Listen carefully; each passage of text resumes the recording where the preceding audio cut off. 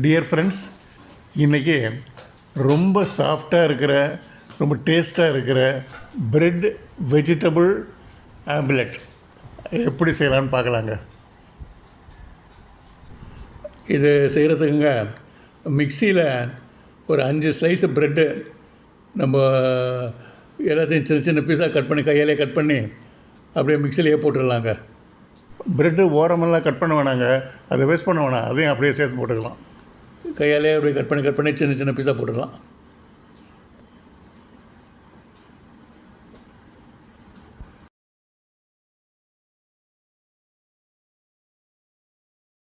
ஒரு பவுல்லைங்க 3 முட்டை எடுத்து உடச்சி ஊற்றிக்கலாங்க. 3 முட்டை ஊற்றிக்கலாம்.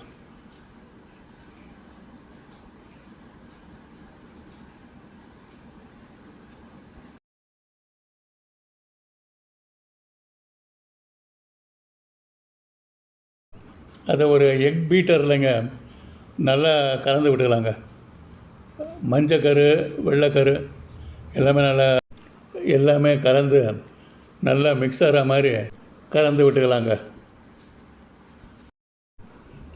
அதை அப்படியே எடுத்து அந்த மிக்சியில் போட்டுக்கிற அந்த ப்ரெட்டு மேலே அந்த துண்டுங்க மேலே அப்படியே போட்டுடலாங்க, ஊற்றிடலாங்க. அப்படியே அதை அப்படியே மிக்சியில் போட்டு அரைச்சி எடுத்துக்கலாங்க. அதை அப்படியே ஒரு பவுலில் கொட்டிக்கலாங்க. அதை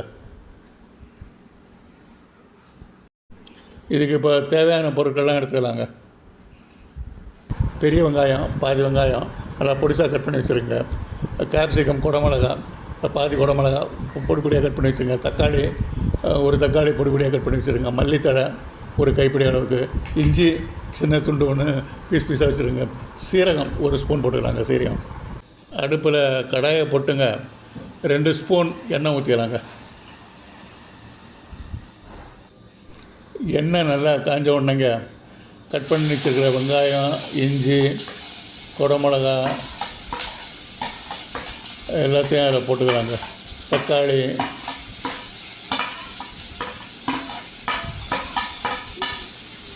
எல்லாத்தையும் அதில் போட்டு வதக்கிக்கலாங்க. நல்லா வதக்கிக்கலாங்க.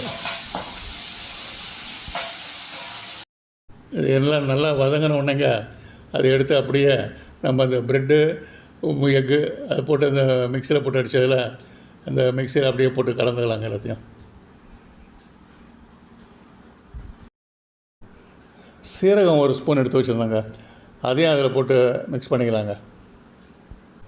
அது மேலேயே பொடியாக நறுக்கி வச்ச மல்லித்தழை அதையும் நல்லா தூவி விட்டுக்கலாங்க. தூவி விட்டுட்டு எல்லாம் நல்லா மிக்ஸ் பண்ணிடலாங்க.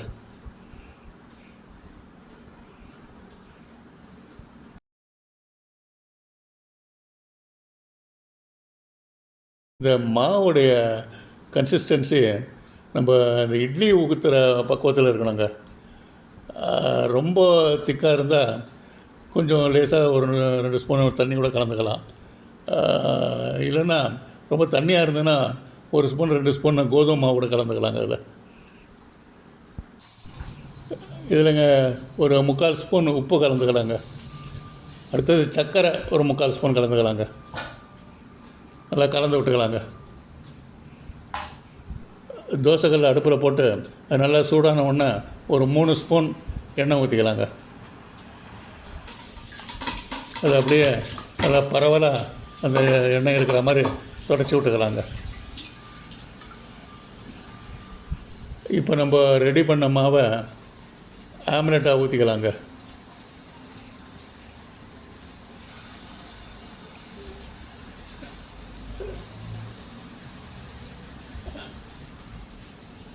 ரெண்டு ஆம்லெட் ஊற்றியாச்சுங்க.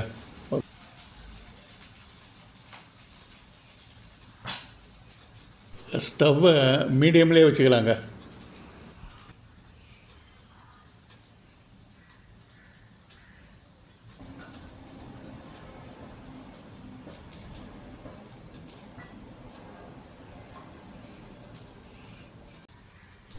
இந்த ஆம்லெட்டை புகை நல்லா வெந்த உடனே திருப்பி போட்டுக்கலாங்க.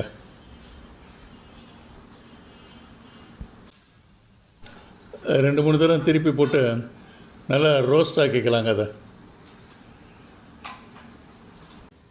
நல்லா ரோஸ்ட்டாகி அந்த கலர் அந்த பொன்னிறமாக வந்தோடனே ஒன்றையும் எடுத்து தட்டில் எடுத்து வச்சுக்கலாங்க.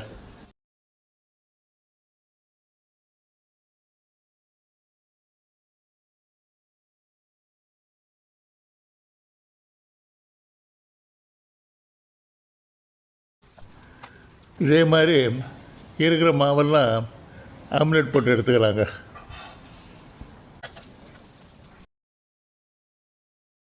இப்போது வெஜிடபிள் பிரெட் ஆம்லெட் ரெடி ஆகிடுச்சுங்க.